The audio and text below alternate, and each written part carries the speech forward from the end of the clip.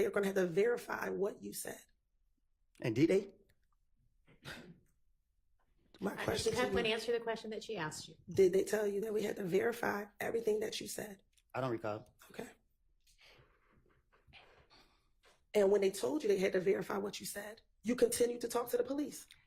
Because with the knowledge that I have, it's nothing to trick the police.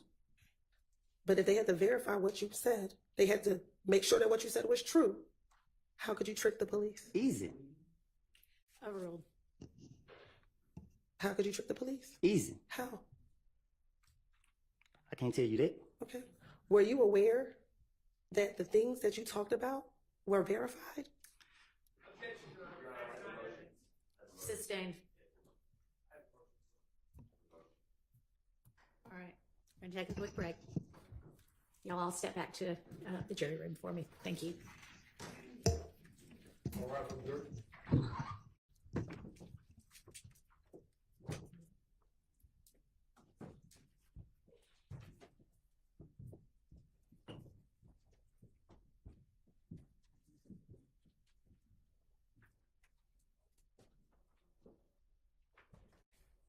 All right, I don't know which, y'all can be seated. I don't know which person. I'll go out. You can go out. Thank you. You say go out? Yeah, just stick very close. Ms. Melnick, you're going to go out there with him. All right, thank you. I don't know who voiced the objection first, but I mean the motion. Who said they had a motion first? But go ahead. Your Honor, the way I wrote down in my notes is that the prosecutor said, not a question, but a statement, that the police verified inculpatory information from Mr. Copeland. That is not true, by the way. It is questionable whether anything's verified, but obviously jurors make that determination. That is testifying by the prosecution. That is bolstering by the prosecution. That is putting the prosecution's thumb on the scale of the justice, which can't, none of this can be done. This is not the first time that the prosecutors have put themselves in as giving facts before the jury rather than just trying to obtain facts. So I am moving for a mistrial. If your honorable court denies it, I need curative instructions to strike it. And respectfully, if it happens again, it will not be the second time. It's a continuum. So I would ask the court, I know you weren't here, but to keep that in mind as we go forward as well. I'm not moving off my mistrial. I'm just anticipating. No one wants a mistrial. I didn't want a mistrial, but why say that to a witness? So I don't see any good faith in that question. All right, thank you. Mr. Sharp. I adopt everything that my motion is the same. I adopt everything that Mr. Attorney Steele said. I'll also say that in Attorney Hilton's statement that the claims of Mr. Copeland were verified by the police. It's an improper expression of belief by an advocate in front of the jury, and that is improper.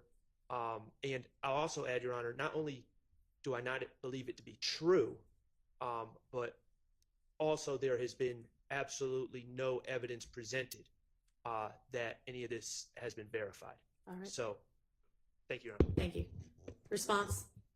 Oh, I'm sorry. Yeah, everybody joins. Okay. When I asked the question, Your Honor, what we will eventually get to with Mr. Copeland, I believe, is that he's the person who told the police initially on the night of the murder about certain facts that were verified. And when I say verified, that we have corroborating evidence to support it. So Mr. Copeland, when he talked to police in June of 2015, he told the police that Mr. Williams rented the car that was used in the murder from... Can I stop you for just a second? Yes. It may be that some of the things were verified. It may be you have presented evidence or will present evidence that some of the things were verified.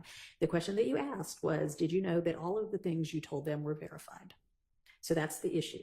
Okay. And I didn't mean all, but some of the things that he told police were corroborated. Maybe my better version. I don't think that's how you said it.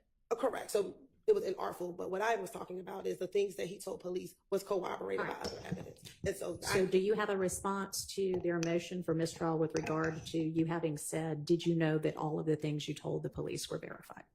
Your Honor, I would ask that a mistrial not be granted, but that you ask the jury to strike that question, and I can rephrase the question. All right. You need to be more artful yes. from the get-go with your questioning from here on out. Understand? Yes, sir. All right, I propose to instruct the jury, remind the jury that nothing that any attorney says in questioning is evidence, and also to strike Ms. Hilton's last question entirely from their minds.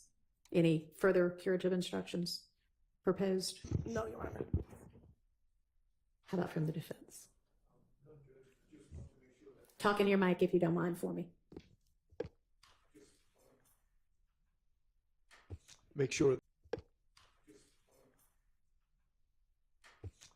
that after the court gives that instruction, we do not abandon the motions that have been joined in by everybody. So I don't have to get back up and say, that's not good enough. No. We don't agree to. I'm asking you now, and I understand y'all would still prefer a mistrial, short of a mistrial, which I'm denying at this stage.